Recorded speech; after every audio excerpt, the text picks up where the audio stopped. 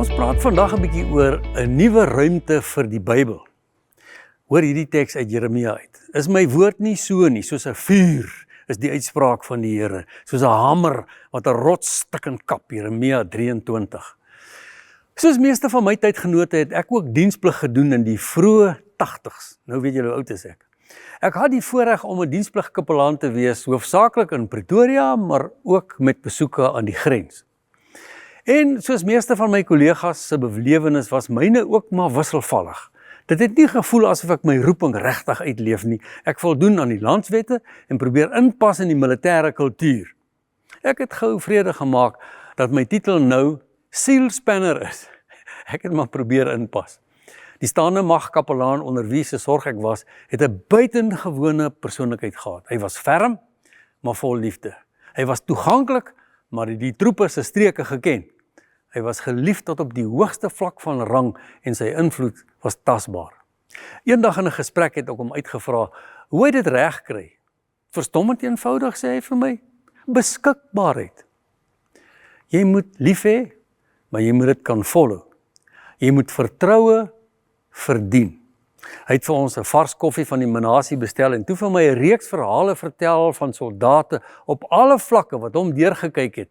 Toe vind hy uit trust trumps everything. Trust trumps everything. Hy het vertel dat oor jare self sommige van die mees geharde offisiere hom opgesoek het en intieme, soms hartseer verhale gedeel het.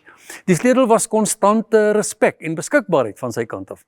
Met nuwe ywer en moed het ek my dagtaak so ingerig dat ek teen die grein van my naakte militêre dissipline myself kwesbaar gemaak het om beskikbaar te wees. Interessant het dit nie onmiddellike resultate gebring nie, maar dit het my rustiger gestem. Ek het met nuwe vrymoedigheid die skrif toepaslik gemaak vir die geleentheid wat opgekom het. Sommige van die meer intellektuele manne het my uitgedaag. Sommige het aansluiting gevind en baie het maar net hulle gang gegaan. Diep in my tweede jaar het ek 'n merkbare verskil begin beleef. Gesprekke het meer spontaan geword. Ek is opgesoek op obskure tye en het kennis gemaak met die ervarings wat ek hard moes waak om nie my verbasing of skok te wys nie. Gaandeweg het ek geleer om nie aan antwoorde te dink nie, maar net mee te leef. As ek terugdink, voel ek net innig dankbaar vir die waardevolle les.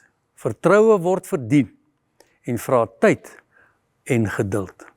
Vandag is daar oplewing in die soeke na die Bybelse waarheid. Dis hoekom ons vandag daaroor praat. SPCK is 'n Christelike uitgewer in Brittanje. Hulle berig 'n groei in Bybelverkope van 134%. 134% tussen die jare 2019 en 2025.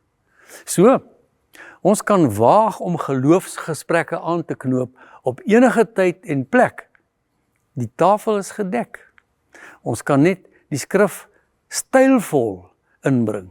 Nie om te vermaan of meerderwaardig te wees nie, maar net om die gesprek te laat vloei, want God is in daardie gesprek teenwoordig. Ek gaan nie vandag met 'n gebed afsluit nie. Ek gaan jou nooi om daar waar jy sit self jou hart stil te maak vir die Here te vra, hoe kan jy hierdie daaglikse roetine verander in 'n roeping deur die skrif teenwoordig te bring? Seën vir jou.